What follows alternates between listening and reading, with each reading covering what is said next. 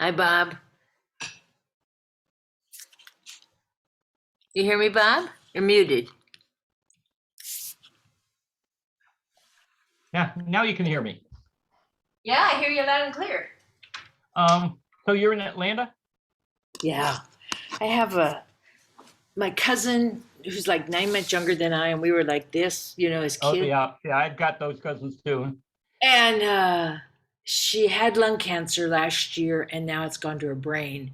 And Oh, her daughter just told me like 20 minutes ago that she's decided not to continue any radiation or go into I, chemo. She had been I doing. understand. Yeah. So my sister's coming in from California because she was, the four of us, there were four girls, and we're not, and, we were going to come down in January, but Omicron. Oh So yeah. come, and then I wrote her and I said, Colleen, Joanne and I want to come. And she goes, well, maybe later. I'm like, oh shit, something's going on, right? And yeah, it had gone to her brain. And so, I understand. Oh yeah. yeah.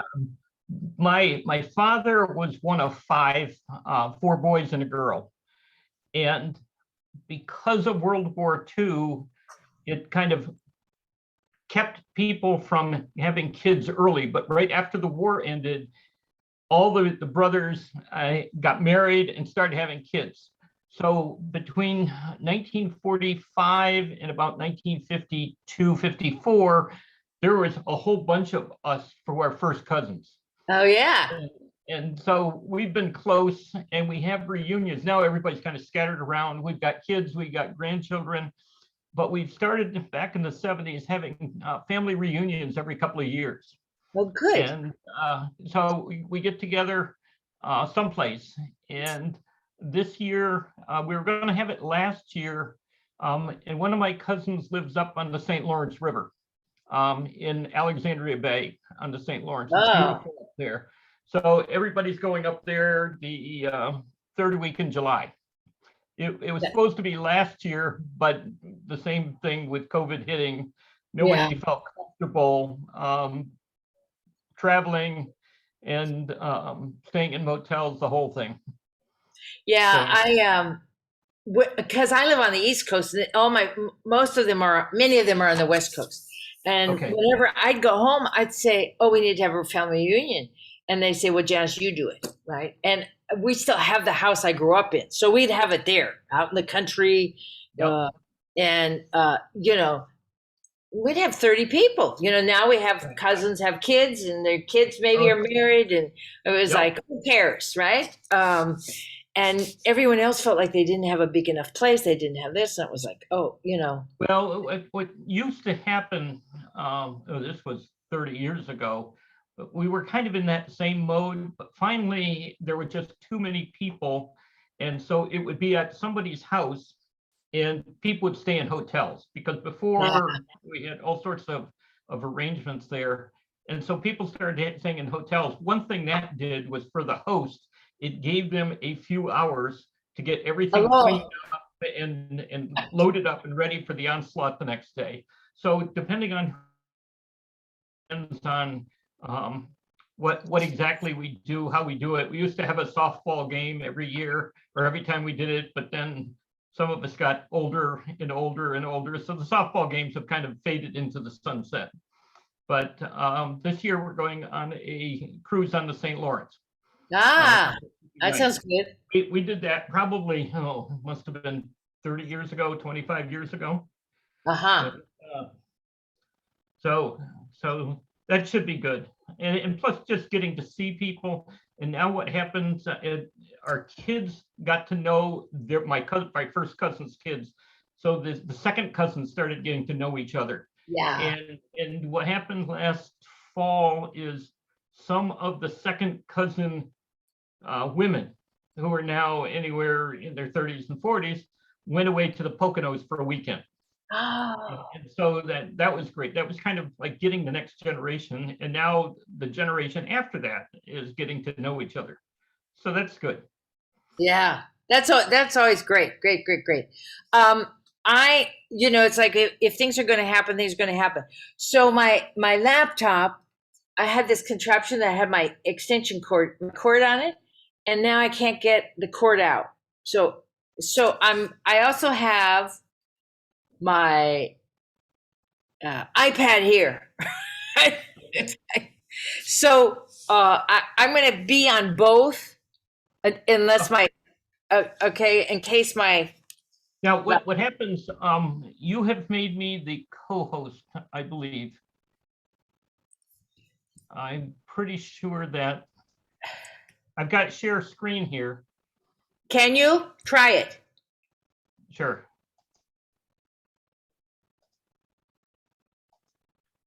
Yes, perfect. Yes.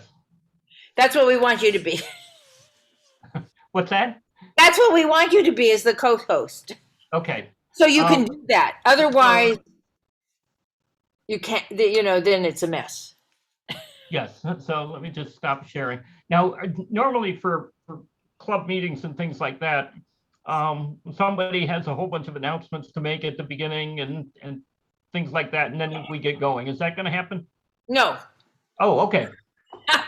because this is just an activity of our education committee. The All right. education committee, this is not the whole club. Got it. And so, I mean, we might announce something that's coming in the future, but there's no club meeting. Okay. Hi, Ren. You wrote you and your daughter were going to be on, correct? You're Hello muted. there. This is Will. I'm Will Duncan, and this is Ren. Hi. Glad to have you. We're excited to be here. Thank you so much for organizing this. Well, the Hampshire Bird Club, Bob, I'll be back in a second. The Hampshire Bird Club has a really active education committee that is always doing bird. We did a survey, and what came out most people wanted was bird ID stuff. Help them be better birders, or where to go. Let's go to Rhode Island. So we just keep going after more birds. And we have a really great birder in our area, Scott Cerner, who's going to be doing warblers in April. I haven't got to pin down a date. Fabulous. Help people to practice their listening skills for the warblers. I know. We need somebody just to, like how to, that's like a whole, he usually does it by ID, right? More ID than sound. But that's what we need, somebody to just do it by that. Yeah, I have some DVDs called Birding by Ear, which are very good. And so when I'm in the car, I listen to those when I was working and going someplace. And they're very helpful because unlike people that are really good, I forget this stuff. I mean, some people can hear a bird and then 6 years later, hear the same bird and know what it was. Mine, 6 minutes later, I still have to refresh my mind. Yeah. Every season it comes along, and we have to relearn the springtime bird calls. But you know what? It's a little bit like riding a bicycle for us. We learn them, have to relearn a little bit, but we get back on the bicycle and keep on going. I know. It's fun. Yeah, so that's what been our big calling. That's been our big calling, what we've done, sometimes 2 and 3 a month. We also started a thing that I'd seen on the West Coast, which is called do-it-yourself birding. And so we find a place and people go on their own, right? But here are the target birds. So especially during COVID, when people didn't want to go as a group, don't want to go on a trip, but people want to go see birds. Where do they go? Who knows what? That's great. Yeah, and I saw that out in California, a club where I originally grew up had it. I oh my God, this is good. We should do this. That's how we've continued doing it for, I think, a year and a half. And there's like a group always there, always at the do-it-yourself. So it's just about thinking. I would love to share that, doing this for us and our family. I have a 9-year-old, and we're not able to make it to the Hampshire Bird Club meetings, but but we can do this. And, you know, we can feel connected to the birding community. And I used to be very engaged with other Audubon societies where I came from, but this is a connection and enjoyment that we get. So thank you so much for orchestrating Yeah. it. And then I've been wanting to learn about the owls for so long. I know. And check out the do-it-yourself, because that's Yeah. another small group, and then you can find a place to go, and so there's community in sharing the place. All right, but Love you it. didn't. Anybody can go at any time they're able to.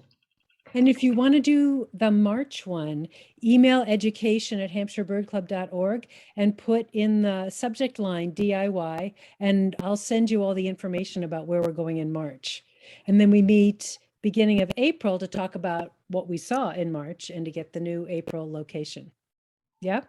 The thing I Love like about those is you go with a group and then you say, then you know the place and you know what to look for, and then you can go back on your own. And for me, taking pictures, that's the great thing, is knowing where to go and then show up with my camera stuff and do it at my leisure. Yeah, and we do Style. maps and everything. Well, thank you for that. Much appreciated.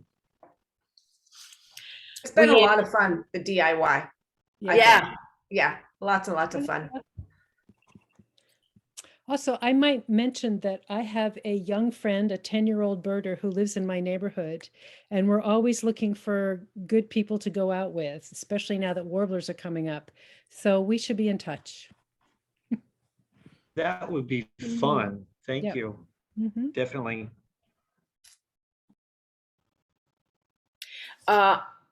So Leslie, this is Bob. And Nice to meet you. and Laura popped on. Laura is also on the education committee. Glad to be here. We're delighted. Now, you'll notice on there, the brains behind me is Beth Milkey, who is sitting there laughing on one of the squares. Beth- Bob, there's a bear behind you, Bob. I know that. No, notice what the bear has. It's that time of year. Well, that was taken a few years ago when we looked out and saw the feeder gone and the bear sitting there with the feeder between his paws. So I ran out onto the patio with my camera with about a 200mm lens, and I was taking pictures of the bear. And the bear was looking at me like, go away. All I want is the food that I know is in this can here. And meanwhile, my wife is standing on the porch, really stressed out, afraid the bear is going to come over and take me away. And so I got the pictures, and the bear just wandered off into the woods. We know we have bears around. They come around sometime, but what I did after that was I picked two trees that were about 30 feet apart, and I strung a wire between them about 10 or 12 feet up. And I've got a pulley mechanism so I can lower it and put the food on. And so at least that's saving feeders from being taken away. Do the squirrels still get on the feeders? We have a Walenda squirrel who will walk across the wires and get to the feeder. And every once in a while, it'll slip and be going across hand over hand upside down. But the answer is yes. And so they get it. It's harder for them to get to the feeders, but nothing stops them getting to the feeders. And the thing that bothers me is I have 3 suet feeders out there. Well, now I have 2 because they'll knock one of them off, and usually it falls into the bushes below it, but then now it's been taken away and I can't find it. So the answer to your question is nothing is squirrel poop. At least Yeah, I don't have frustrating. raccoons or skunks climbing it to get the food. Okay. Anybody want to just start with their best bird this week? Anybody want to kick in? Other than this is Minnie's, the Saw-Whet is a nemesis bird for a bunch of us. So I saw a dove key. Ooh. Oh, I was on Cape Cod. Oh, Let's say okay. not probably out in the east, western part of the state, you didn't. No, no. Anybody else have one? I saw a Eastern towing, Meadowlark. which was really early. That was down in Connecticut. What'd you see, Laura? A towing. A towing. And Jan, what did you see? Sylvia Conte walking the road, Eastern Meadowlark singing its little heart out. Okay, Derek, you got anything good in Florida? I had a black neck stilts this morning, which Nice. was stunning. All right. Well, it's 7. Yes, Ren. Will, I'm sorry. Will or Ren. Yeah. Today, we were playing outside and we saw some bluebirds and we thought that was a good sign of spring. Bluebirds. Very nice. Anybody else have one they want to tell us about? Otherwise, we'll get started. Louisiana water thrush singing in Chicopee. Really? Ooh. Ooh. Okay, Jim, you have something you were going to say? Your little light went on. I had 5 widgeons in the flooded field along Fort Hill Road today, and 3 Don't hear you. yellow rump warblers at Arcadia near the bridge across the Mill River. All right. Okay. So let's get started. Tonight, we're very lucky to have Bob Stevens, who I'm not even sure I met years ago when we took a lot of members of the Hampshire Bird Club to, where'd we go? I say Uxbridge, but it wasn't really Uxbridge, Northbridge, some bridge. Yes. Out in the, where was it? Northbridge. Northbridge. And it was fabulous. And we have on tonight Beth Mielke, who was coordinated with us. And Beth, you're going to see a bunch of people who went there also. And I knew that in the survey had come up that people were interested in bird ID, right? And I said, we got to do Saw-Whets. But who can do Saw-Whets, right? And it's not an easy bird to do because people don't know a lot about it and then are also comfortable presenting in Zoom. But we lucked out. Beth got us Bob. Bob had been part of the group that had been banding birds where we had all gone. He's been a birder for eons. We won't mention age, all right? And remembers the time when we all had many, many Eastern evening grosbeaks at our feeders, just like on top of each other. Anyway, he volunteered to help do some of the banding. And when I said to Beth, we want somebody to talk about Saw-Whets, up came Bob. And so we're delighted to have him tonight to present an evening on getting to know Saw-Whet owls. Take it away, Bob.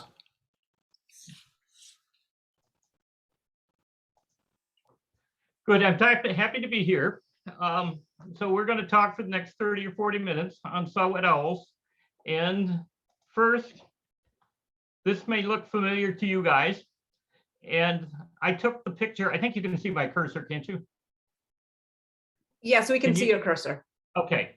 I took this picture because I was trying to get Janice to look at me instead of whoever was also taking a picture of her. So the answer was yes. And I took this other picture here because I always remember the young girls that I take. Then let me say the young kids that I take pictures of, because the owls seem to stay on their arms a lot longer.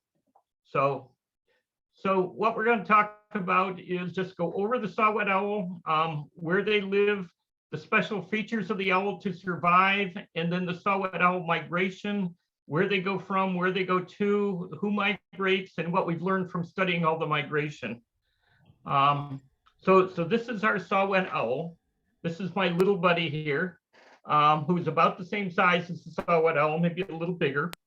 And they're 7 or 8 inches long, wingspan 17 to 19 inches, and they weigh 2.5 to 4 ounces, which is about the weight of my iPhone 5. I guess you can't see it here.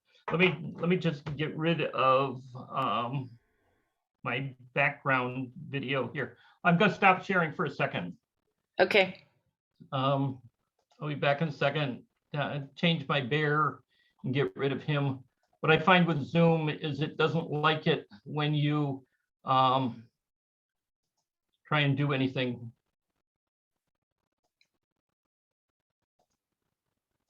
There, we're back.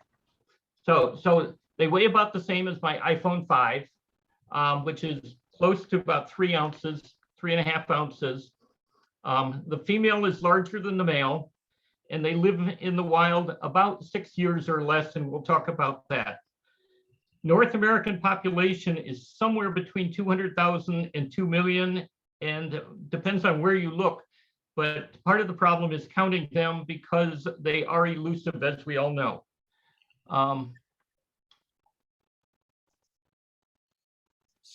So why haven't most of us seen or heard the saw-whet owl? First, they're small. They're highly nocturnal. They only hunt at night. They're very well camouflaged and they hide during the day. They don't flush like a grouse when you get near them.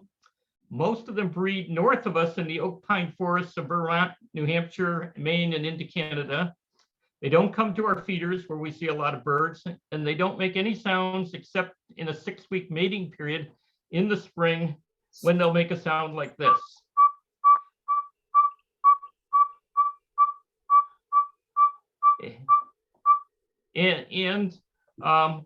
So if you're waiting for them to make sounds to attract you like the warblers we were talking about before, it's going to be hard.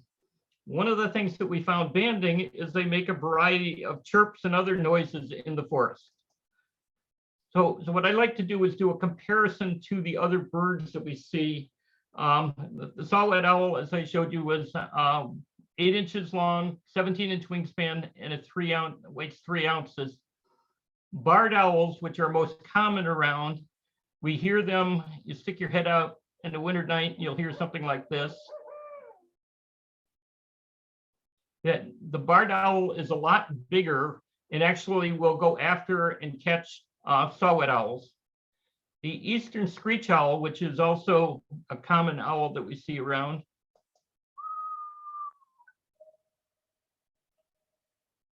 and they're just a little bit bigger than the saw-whet owl, but you notice they're twice as heavy. So they're a lot bulkier and they will go after the saw-whet owl. And I put the robin up here for comparison, partly because we all know what a robin looks like, but they're only a little bit longer. If you kind of take half the tail away, their size is the same, the wingspan is the same, and the weight is the same. And so what I'll be doing is using the robin as a comparison of body types. Saw-whet owls hunt from dusk to dawn from a low perch, and their prey is almost exclusively white-footed mice and deer mice that run around in the forest at night. However, they also eat a variety of other animals, especially during migration. Shrews, voles, amphibians, insects, bats, basically anything they can get their hand on to eat. It's kind of like birders when we go on a field trip, eating anything we can get our hands on just so we can get back birding. So quick comparison to a great horned owl. And the main reason I put this up is if you notice how wide the head is compared to the body of the owl. And we'll use that comparing it with the robin in a couple of slides. Where the owls fit in the taxonomy of birds. And the first question is, everybody says they're a raptor, which is good, except a raptor isn't really, it doesn't fall into taxonomy. Raptors are falconiforms and strigiforms, and we won't talk about the falconiforms are all the hawks and kites and things like that we see, but the strigiforms is the owls. And one of the things that amazed me, I always think that we have a lock on the owls in North America, and then I find that there's 268 species worldwide of owls, and we have only 19 here. So we really have less than 10% of the owls. And the strigiforms are in 2 families. One is barred owls and then Strigidae. And our owl is in Aegolius, which includes both the boreal and the northern saw-whet owl. So where do they live? They generally breed north of us in this deep purple area here. And many of them, but not all the saw-whet owls, move south in the fall. And the reason that Massachusetts is purple is because there are saw-whets around here in the wintertime, just not a lot of them. And so most of the ones that we see are the ones that are migrating through, going into this other blue area here. And they migrate in the middle of October to the middle of November, and then sort of wander their way back into springtime. There are 3 distinct populations, one in the West, one in the Midwest, and the ones in the East. And from our banding data, you find that there's a lot of movement within the Eastern area. There is some that come in from the Midwest and virtually none that come in from the far West. So while they're not subspecies, they are distinct populations. And the other thing is, if you notice, remember these 2 deep purple areas, because I'm going to talk about them when we talk about migration a little bit. Eastern part of Tennessee and the West Virginia, North Virginia border there, which is the Appalachian spine. So we'll talk about that in a little bit. So what do the owls prefer? Food, security, and breeding, just like all the other birds or the other animals. And they like large stands of oak pine forests for shelter and food. The oaks produce the acorns that feed the mice that they go after for prey. And the pines they seek shelter in. They also nest with cavity. They like want trees with cavities for nesting for birch. And we'll show that in a slide. They also like an understory, which is open for hunting prey. And they like to be near the banks of the rivers, partly because of the water for them, but mostly because mice tend to gravitate to being near riverbanks. This is your typical saw-whet habitat, the oak pine forests that they live in near the water. And this one's our banding area, but this is a habitat they like to have open area underneath where they can go after the mice. Typically, they will nest between April and July, and they'll do it in a former woodpecker nest. What they'll do is find a woodpecker nest. If you look at the ratty edge here, the owl has opened up the hole so it can get in, and he's taken over that nest. Their clutch is 5 to 6 eggs, which is a little bit higher. Most birds or owls have somewhere around 3 or 4 eggs. They also lay them 48 to 72 hours apart, which again is a little bit long. So the female is actually laying eggs over the course of between a week and 2 weeks. The eggs hatch in 21 to 28 days. And during that time, the female sits on the nest almost exclusively, and the male brings her food, a rat a day type thing. Once the owls have fledged after 4 or 5 weeks, they are this cinnamon color you can see here, and they'll sit in trees close to the nest. And it's the father that brings them food at that time. The female may go off and have another clutch, or she just goes off to recover from what she's done. But the male will feed the saw-whets, the fledglings, for another 3 to 4 weeks, and then they're on their own to start migrating. During the day, they roost in evergreens, and you can look for them forever and never find them. And this is why we can't find them. I was up at Salisbury Beach one time, and there was one in the thickets by the entrance, and people were looking for it, and we could hear it, but we couldn't see it. So that they're well deserved for not being able to find. So what are the features that allow this nocturnal predator to survive? And the first thing is good vision, and it's well deserved. They have large eyes to see well in the dark. Their eyes are about 5% of their body weight versus 0.01% for us. So the percentage of mass of their body weight is much higher. The eyes are fixed like all owls are, so they don't have to waste space in their head for muscles to be able to turn their eyes like we can. And so they can have much bigger eyes. And they have more rods than cones to help them with the night vision. we have about 20 to 1 rods to cones. The rods are for seeing at night and the cones are for color. And we have about 20 to 1 rods to cones. Owls have 30 to 1. So they have really good night vision. And when you compare the owl's head to the body of the robin, what you see, the Saw-Whet's head is almost the same size as their body, whereas the robin's head is about half the size of the body.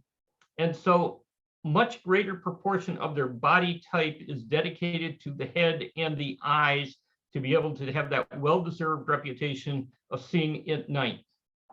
The second thing, which most of us don't think about, is they have excellent two-dimensional hearing. We have one-dimensional, we're pretty good left and right, but not particularly good up and down.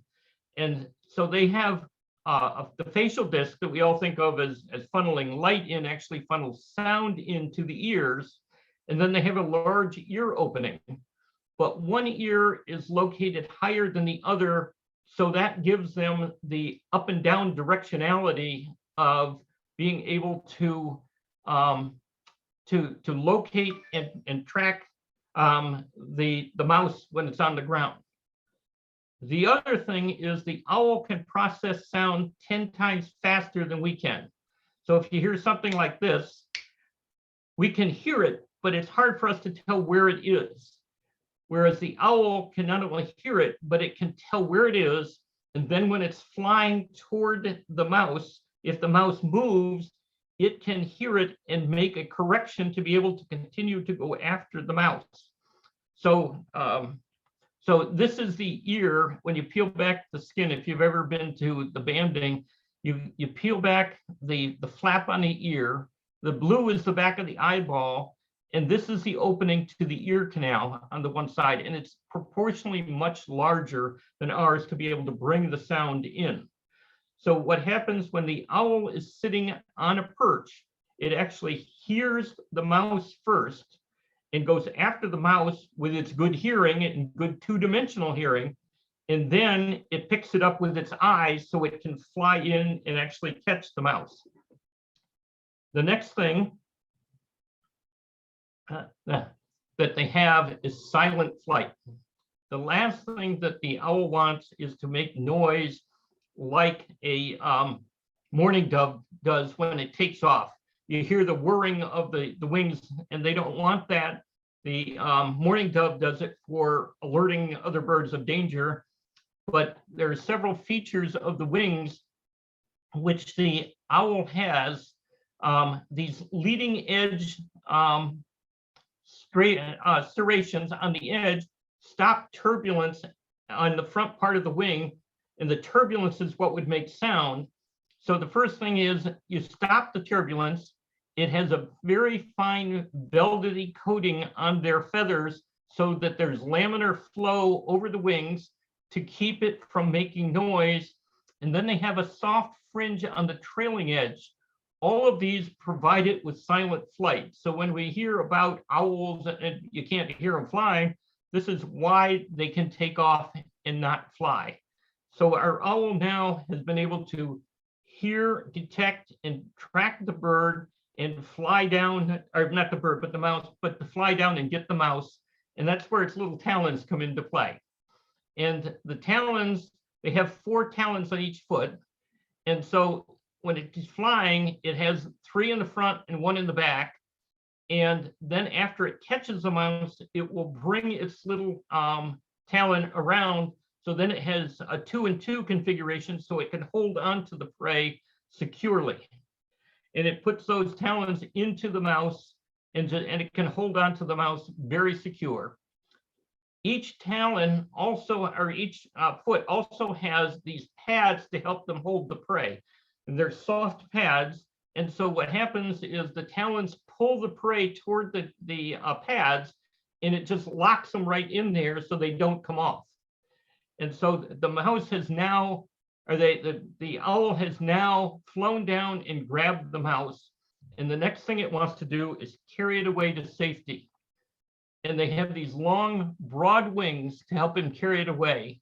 And for anybody that's been on an airplane, and looked out at the wings in takeoff, you can see this leading edge here. It's like the leading edge flap on a plane's wing, and it goes down, and the trailing edge flap goes down to give it maximum lift when they're taking off. And so it also has, if you look on an airplane, it has these little strakelets at the end of the wing. Well, the owl does for the same thing.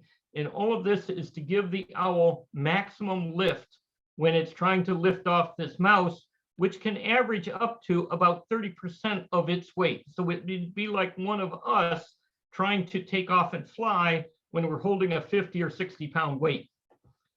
So that's our owl.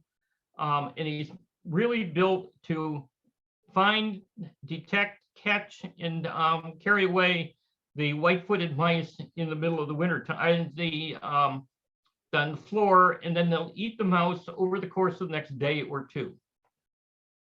So for migration, everything we know about their migration comes from banding. 100 years ago, there was even debate as to whether the Saw-Whets banded, and they started banding out in the Midwest probably 50, 60 years ago, and it really picked up. There's about 100 banding stations around the country. We were privileged to be one of them that Beth ran. So what we're going to look at is the Saw-Whet migration compared to other birds. Who migrates, males, females, young, old, where do they migrate from, and where do they migrate to, and how do they migrate? What are the conditions for migrating, some of the data, and then some conclusions about their migration. So when we see flocks like Canada geese, they migrate with what I call a purpose. When you see a V of Canada geese or cormorants or birds like that, they are on a mission to go from where they are to where they're going to go. Saw-Whet owls are just the opposite. They do a random walk as individuals. They go south generally, but they may wander east or west or north, and we'll show you some of the patterns that they have. And then they may stay for days at a time, and they average only about 6 miles a day, which isn't a lot.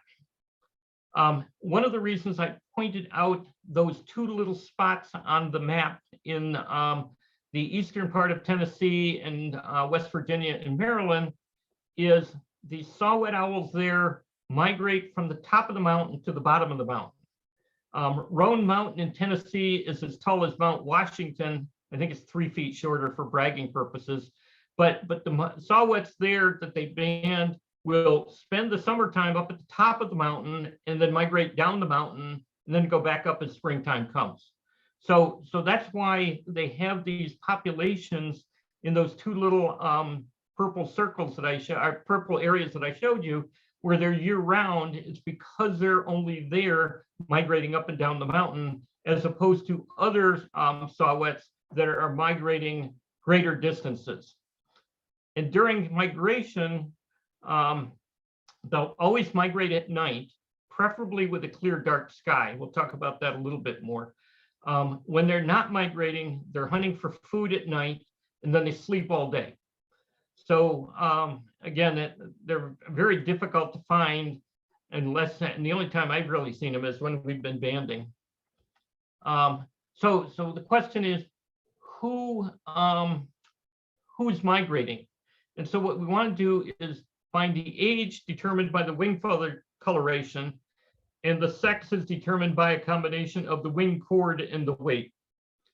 So the Saw-Whet owls age is determined by the replacement pattern of the wing feathers, which is common for raptors, but the songbirds we see coming through, like the warblers that we were talking about coming through in the next month or 2, a couple months, they usually come through about Mother's Day.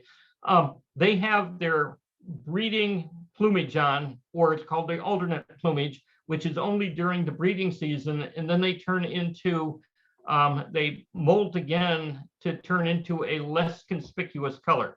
So when we've done passerine banding, the fall birds that we have are much harder to identify than the spring warblers that we see.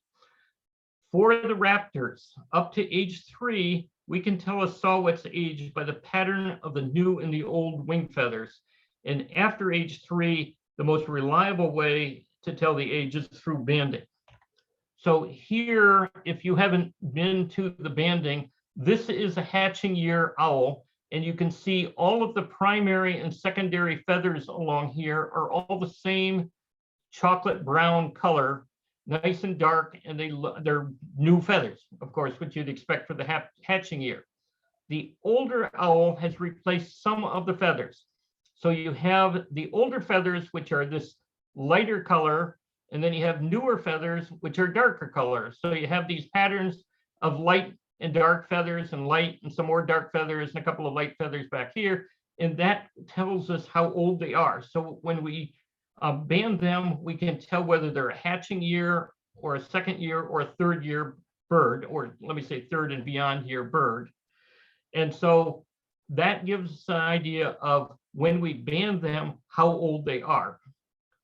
We also want to know, are they males or females? The females are heavier in weight, and they have much longer wing cords.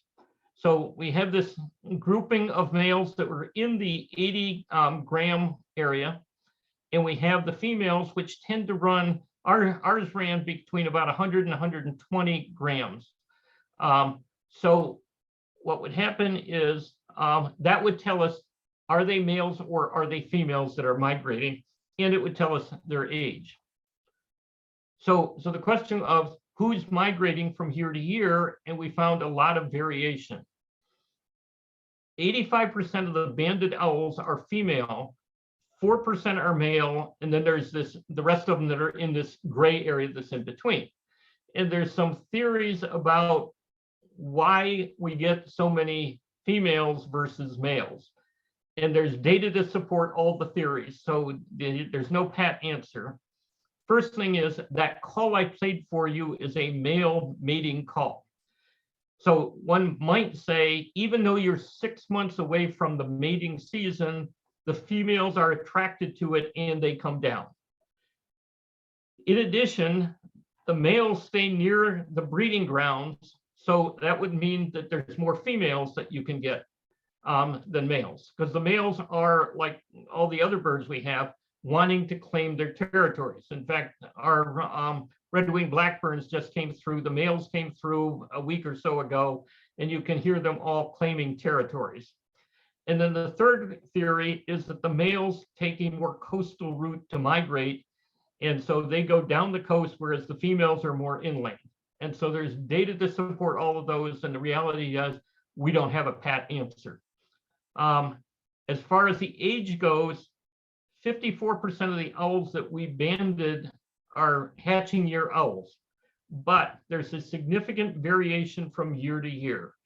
30% to 73% of the owls that we banded at Lookout Rock from year to year, 1 year it would be 30% were hatching years, the next year it would be 73% would be hatching year birds. And part of that is the survival rate of the hatching year fledglings. So when do they migrate? Mid-October to late November, and they migrate because they start migrating because of lack of food in the breeding area. Unlike owls like a northern hawk owl, if you've ever seen a northern hawk owl in northern Vermont or New Hampshire, they will hear the mouse under the snow and then dive into the snow to get the mouse. The saw-whet owl doesn't do that. When the snow comes, they need to start migrating to find food. So when you have ice and snow, you'll get the saw-whet owls coming south. If there's a light northwest wind, they like to come in that to assist in flying. While they're good silent flyers, they're not like albatrosses or other ones that are just born to fly in the wingspan and the body type or such. They like a clear, dark sky. And there's two reasons for that. One is lack of predators. If it's clear and there's a full moon, then they will become the targets of the screech owls and the barred owls. There's also theories on how they navigate One of the theories is they navigate by the stars. Another one has to do with the magnetic fields. But they like the clear, dark sky to migrate. They also like a rising barometer because that says there's no storms coming. So when these conditions happen, the saw-whets tend to migrate in waves. At Lookout Rock, there were 2 time periods when the conditions were just perfect, and we had a whole bunch of owls coming through. One was in 2005, and the other one was in 2007. And 2007, we had 94 owls, and it was the 14th and the 16th. I went back and looked, the 15th was a rainy day. And so when we were down there banding all these owls in 2007, we'd be there till 1 o'clock or 2 o'clock in the morning. So if the next night wasn't good, we'd skip that night. So the 2 nights we did band that were right next to each other, we got 94 owls. 2 years before was 2 nights with 88 owls. So they came through in waves. And then the flip side is when the conditions are right, they're not coming through. So of the 10-year time period with 367 nights, we had 320 nights that were fewer than 10 owls, which meant there's a lot of time to stand around to talk. And if there were no owls, then people like Beth were starting to stress out about what do we show when we have a demonstration. So, so that's why we came up with our surrogate owls to talk about them. But on a night when one Massachusetts banding station has a high number of owls, the other ones tend to have a good nights also. So what do we find when we're tracking the migrating owls? Only about 3% of the banded owls are recaptured, but they provide a lot of information about the migration.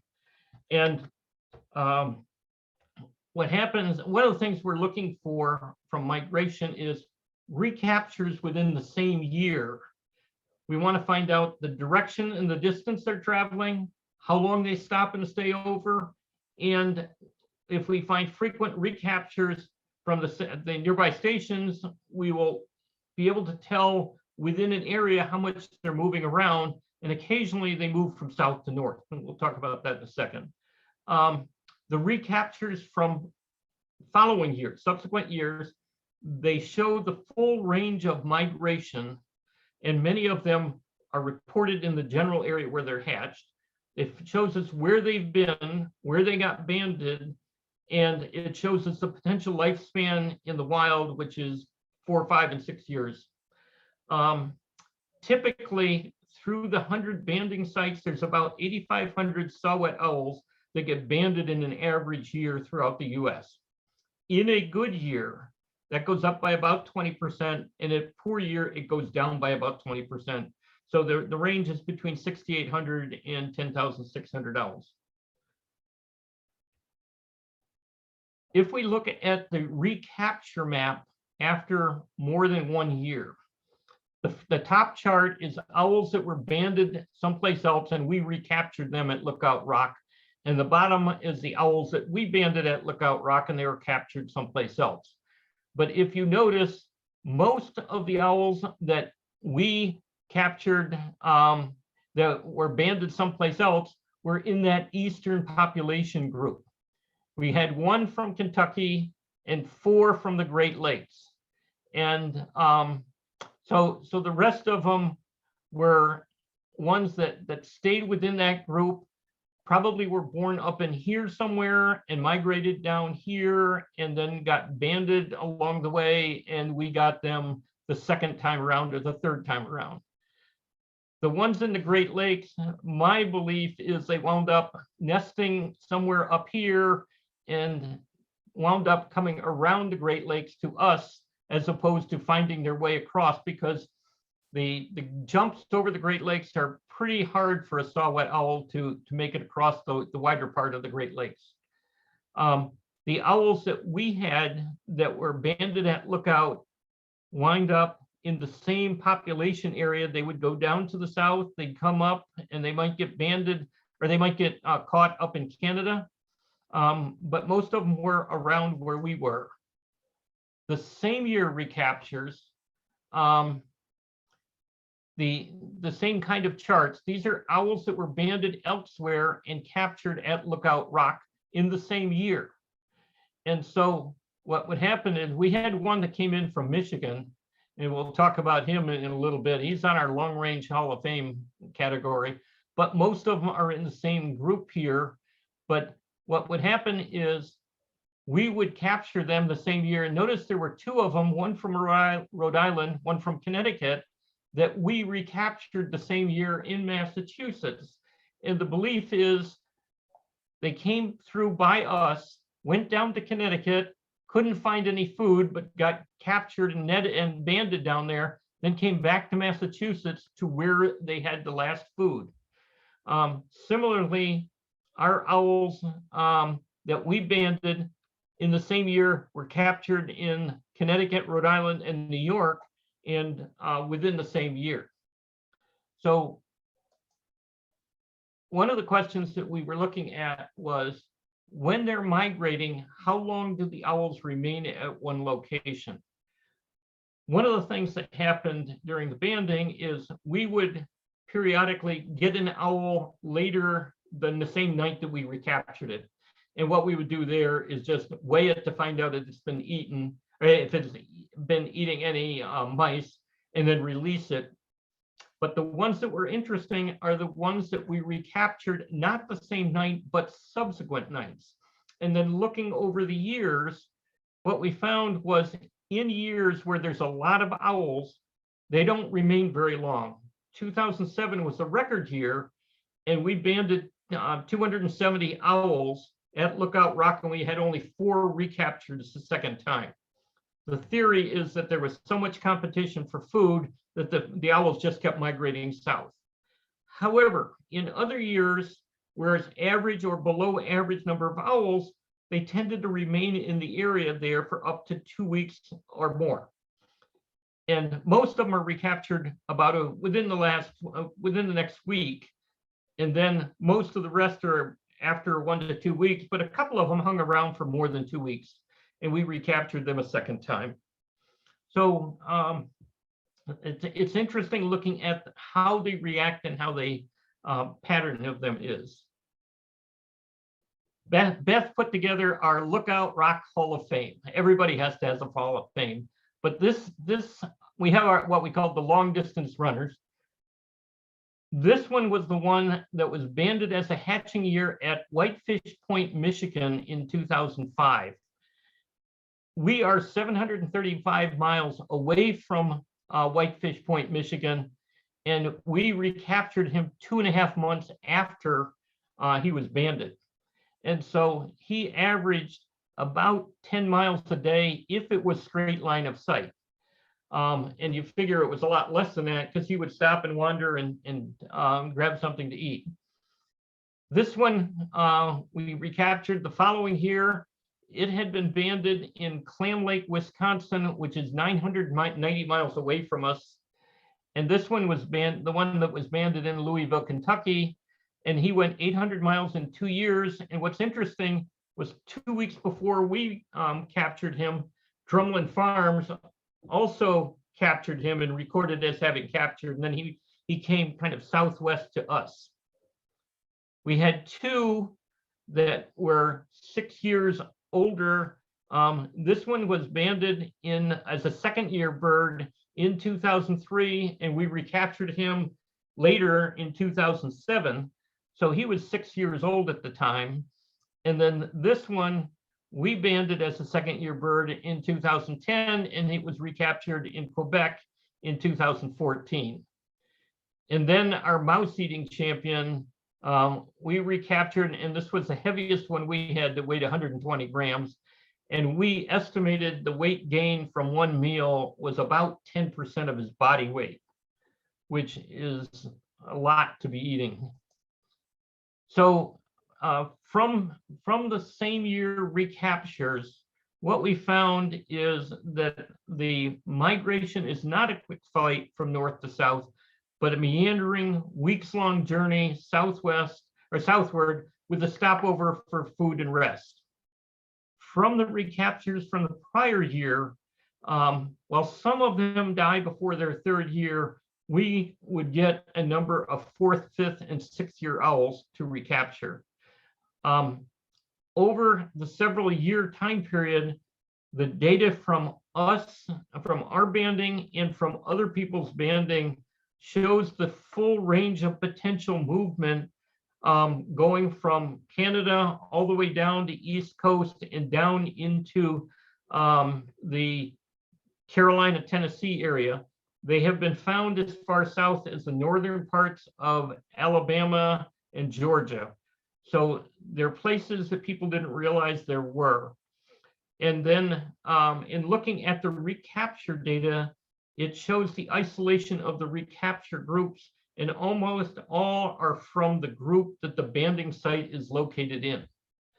So you have these distinct populations there. And so what's all this mean?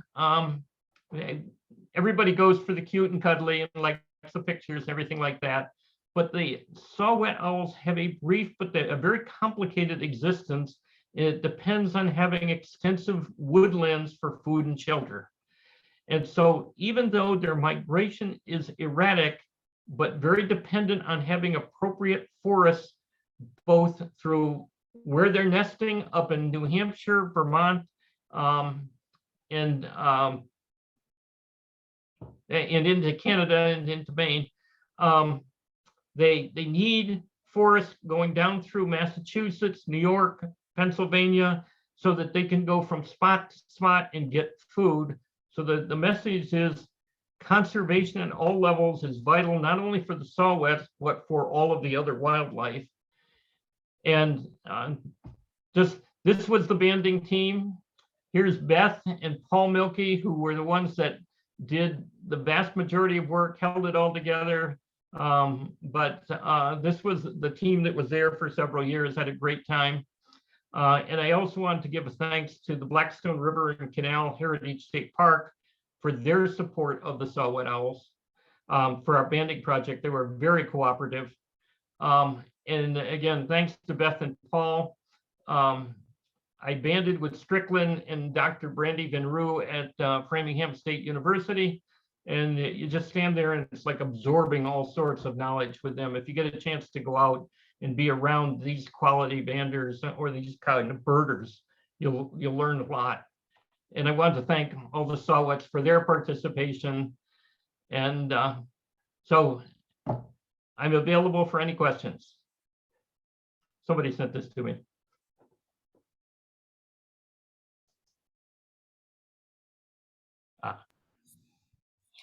So let's go with questions. If you want to raise your hand or just go. David, is that you? David Peak Jones? Go for it. The easiest way, It's great to see you. The easiest way is raise your hand electronically by looking under reactions, and that way you pop to the upper left of our screen so we know that you're there. So go ahead, David. All right. Thank you very much for a fantastic presentation. I really enjoyed it. A lot of meat there. I routinely participate in Christmas counts, and I do try to get owl counts when I do so. One of the counts I participate in is the Quabbin count, which is around Quabbin Reservoir here in Western Mass. There's a lot of what we think of as saw-whet habitat there, and we tend to get more saw-whet owls on the Christmas count in Quabbin than we do, for example, on the Northampton count, which is in the Pioneer Valley. But the numbers we get from year to year vary dramatically. Most years, even in the Quabbin, with what I think of as better habitat, we manage to census very few saw-whet owls in a period of maybe 6 hours of owling. I might pick up 1 or 2, maybe 3 if I'm lucky. Yeah. Now, do you see them or hear them? Mostly hear them. Occasionally we'll see one flying, but mostly we're hearing them respond with either tooting or just one of their variety of snarls. Yes. To to audio playback. This year was a big year. I forget, I think we counted 11 owls. I'm curious to know when, so this is, the Christmas count is outside of what you've described as the peak migrational time for Saw-Whets. Right. So what I'm curious to know is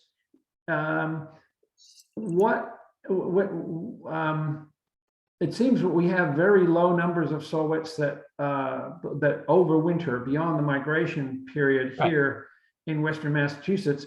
When we get a peak like this, what's your interpretation of that? Is it birds that just stopped migrating early before they went through to us? Is it what? Do you have any thoughts on that? Here's now you had several issues in there which I would try and separate. One, you were talking about the quabbin versus over by let me say Amherst or somewhere in the Connecticut River Valley. Yep. Okay. The quabbin I would expect to be a little bit lower in the elevation and more likely to have the what you're basically seeing is you're looking at the males sticking around to try and reclaim their habitat the following year. So what happens is all the ones that are going to migrate by the Christmas bird count are gone. And so you're getting into that, if you remember the map I put up, you're getting into the ones that are in purple that stick around, either that or they just came down and they found that the weather out there was nice enough and they had enough food that they would stick around. So your thought is that these are primarily males, not females.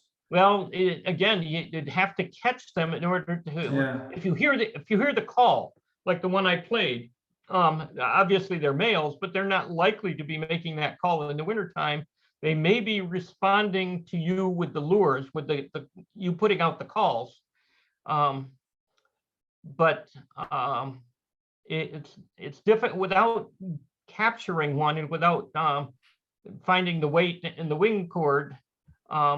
It's difficult to say what you found, whether you had males or females. My suspicion is you had the males that didn't migrate. Okay. But again, that's a belief until you actually capture them and determine the age and the weight is most. It's difficult to say for certain. Thank you, David. We have 3 more people with questions. I'm going to go left to right on my screen. Suzanne and Steve, you want to unmute your mic and ask your questions. Then we have Derek, and then we have Beth. Beth will be the one who'll probably correct what I said or add to it. Suzanne and Steve, go ahead. I was just wondering if it's possible to help with the banding. I've never seen a saw or heard a Saw-Whet owl, and here's the thing. And let me just speak for Beth. Beth and her husband Paul did a massive amount of work banding, and it was very intense from the middle of October till almost Thanksgiving time.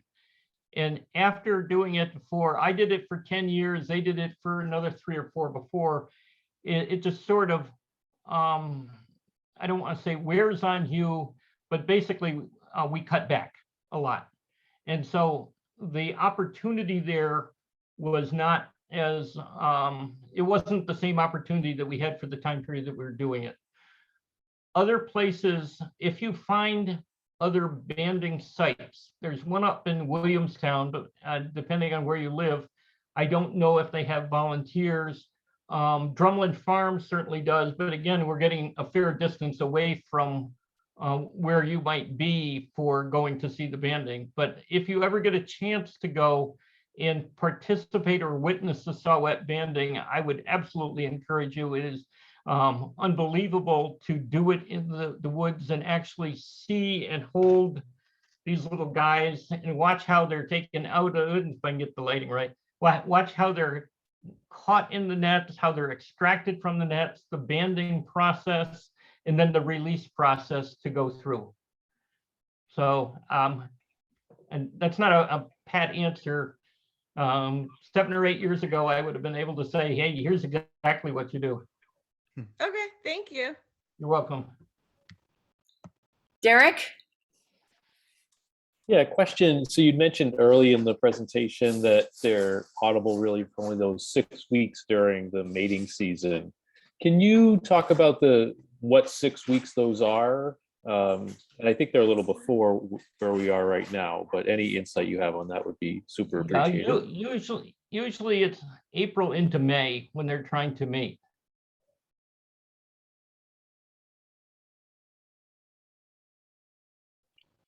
Derek, you have another question? Oh, no, I'm just too dumb Okay. to put my hand down. No, that's okay. Beth?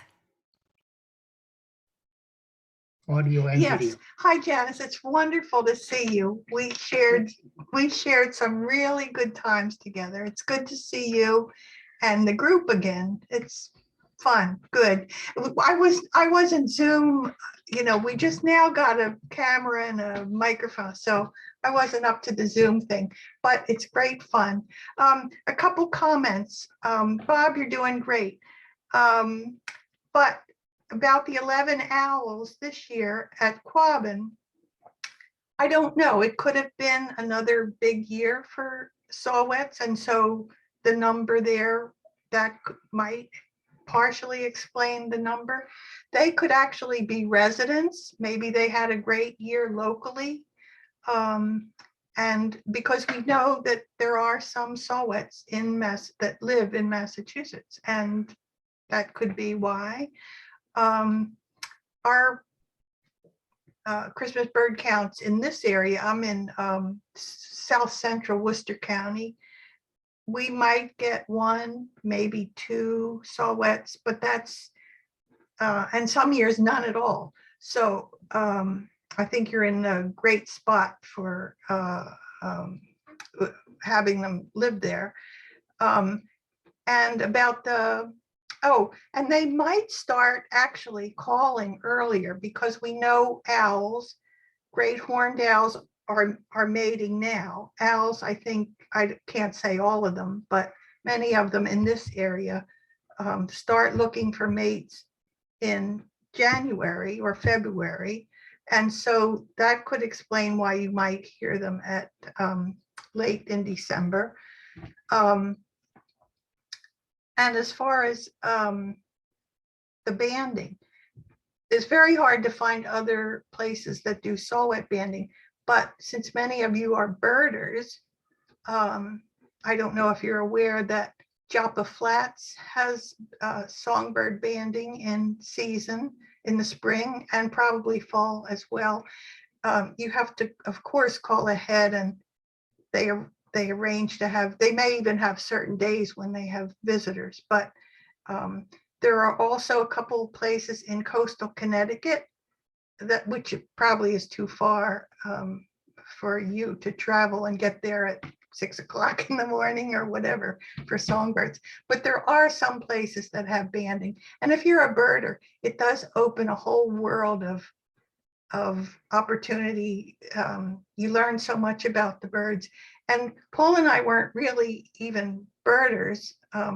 We knew herons and of course your backyard birds, but we met Strickland and we had no idea what these birds were. It was just warblers. I don't think we knew warblers. And so especially if you're a beginner birder, it really helps you see all the different kinds of birds and the different features they have.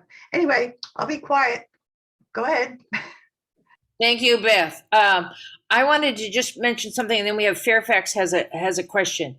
The Kestrel Trust in Amherst has had Saw-Whet owl banding, and I believe it's been at their new headquarters.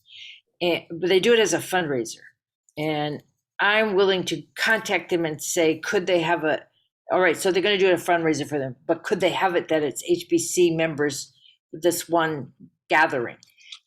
Because I think we have enough people who are interested in going, and it's in our backyard. And they banded, I believe this past year, but I don't I can't say when. I think they banded 14. I think I read that somewhere. Chris Valenti is the person who was in charge of the banding. I think she's a licensed saw. I mean, I know she studied Saw-Whet. She got something with Saw-Whet, but that was my plan because Suzanne, we had many great trips to the banding place. I think we went 6 years in a row. And we hated it when it stopped. Anyway, enough of that. Fairfax, unmute your mic and ask your question.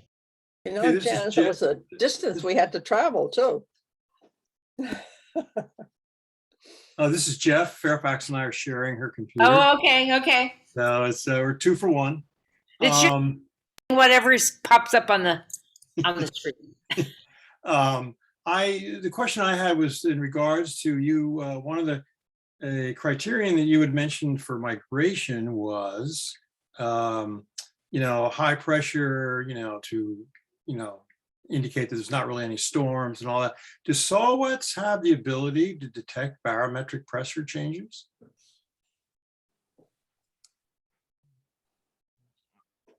I'll let Beth and Paul are there. I think most birds can detect pressure changes just like we can through our eardrums and things like that.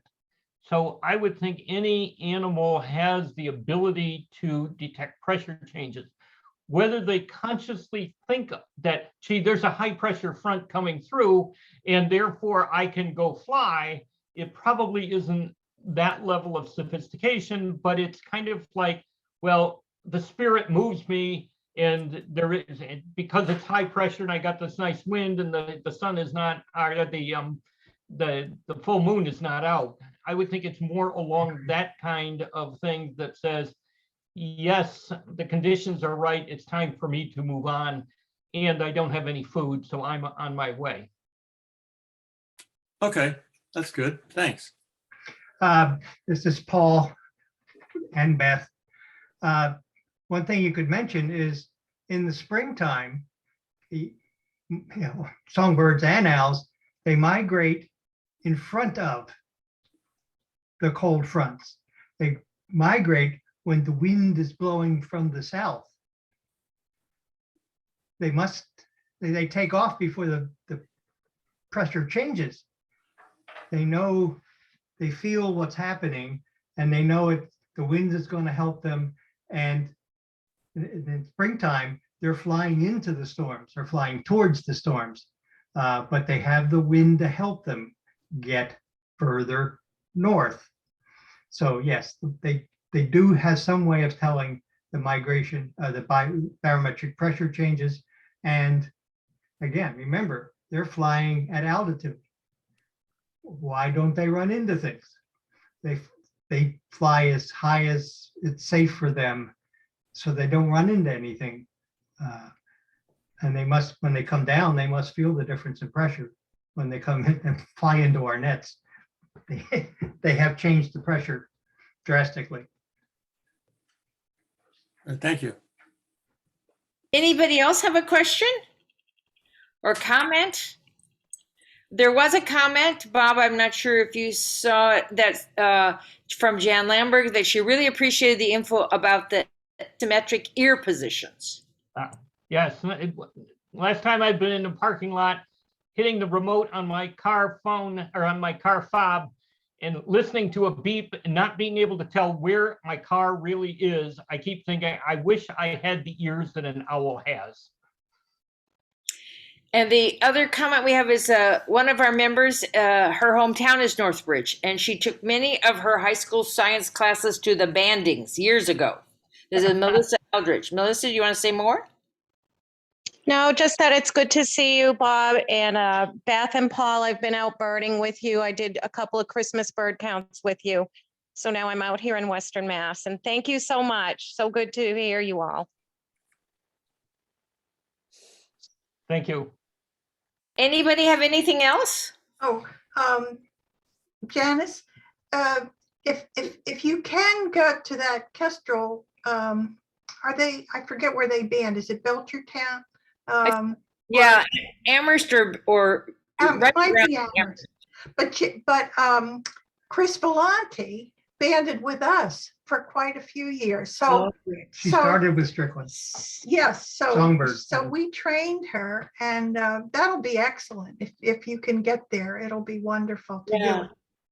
Yeah. On a different banding note, a bunch of us who are here tonight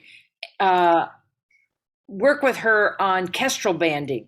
Oh, wonderful, wonderful. Oh, Can we go too? that's something I would like to, yes. We've got yes. that day. Well, we monitor the nests. I don't know. Yes. There's about 25 boxes, I think, Oh, that's and then they band them, and so we're always trying to find out. Well, how many did I have? How many did you have? How many eggs lived? You know, or were they not predated? Whatever. good. Okay, that's off the subject. But, but that's Chris Valenti. Anything else? Oh, I have something, Janice. If we have Okay. a minute, if we have a minute. Talking about the adaptations that they have, who can think of a bird that has a different kind of bird, not an owl, that has a facial disc? We got a lot out in our neighborhood. What? At least I'm thinking Oh, of you're giving a hint? Oh, David. Laura has it. David? Laura has it. Northern Harrier Yes. has a facial disc. And what is a bird? Another kind of bird that has a reversible outer toe. Reversible. This is tricky. Yeah, Is that Saw-Whets have a reversible outer toe? outer toe to help them change from Perching that grip. from They have- perching they- grip they have to 4 toes. grasping. Yes, And they'll hunt with 3 in the front and 1 on the side, and then they'll reverse the toe. to help hold, right, to help To hold grab and hold. things, to collect, to grasp something. But now there may be others, but the one I know that I was surprised is the osprey. So Those It- fish, those wet fish are hard to hold. long ago, I believe the owls were classified with the with the hawks. They were all sort of lumped together because of similar behavior, things that they did, or because of the way birds were classified by physical characteristics. But since then, with DNA and in the years past, the way birds became classified was much more refined. It wasn't just based on certain physical things and behaviors. Thank you, Beth. Laura Beltran wrote parrots. Oh, I have no knowledge of parrots, so you're on your own with that. but probably. I actually don't know whether that's right or not. So Yeah. I just kind of made a guess. I know that they have funny toes. Yes, But I don't know if they can actually reverse one of them back or not. That could well be, yes. Okay. So I'll have to look it up. Hijack But anyway, I'd love to hear about the osprey. That's cool. Yeah, if you ever want a field trip, go up to Damascotta Mills in Maine. And you can Google Damascotta Mills, but the ospreys come in there in mass to get the alewife there. And you can get really up close and personal there and get some unbelievable photographs up in that area, make a weekend of it, and just go out and check Damascotta Mills. There's a couple of other places where the ospreys come and catch the alewives coming up. So great take. Oh, and there's some bald eagles there just to make life even better. Okay. If there are no more, there's one parting thing. Somebody wrote, really appreciated as a single mom how the dad feeds the owl.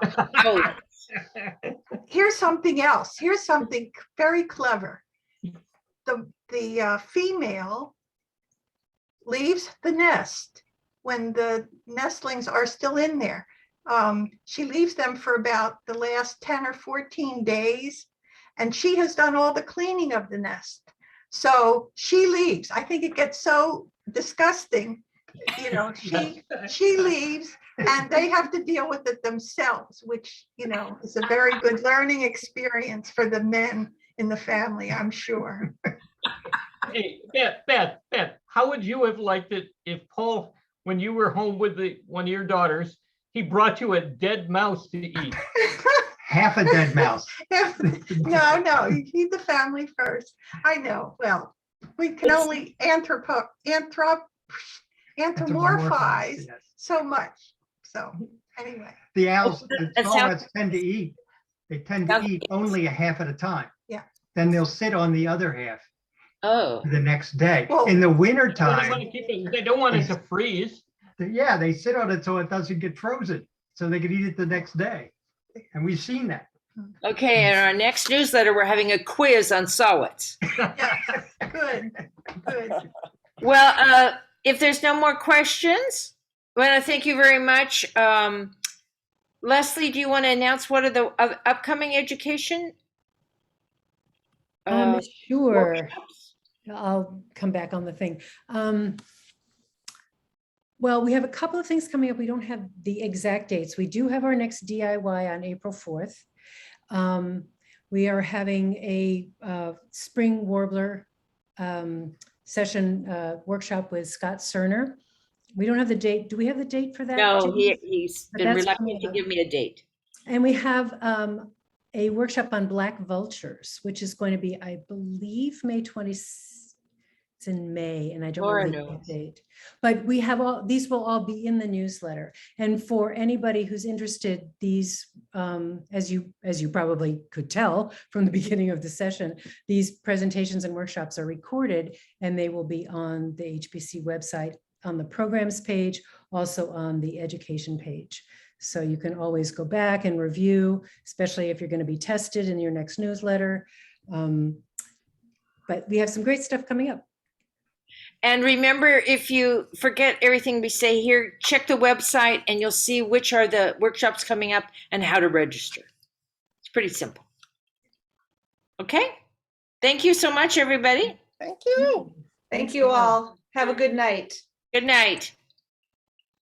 Great to see you, David. It's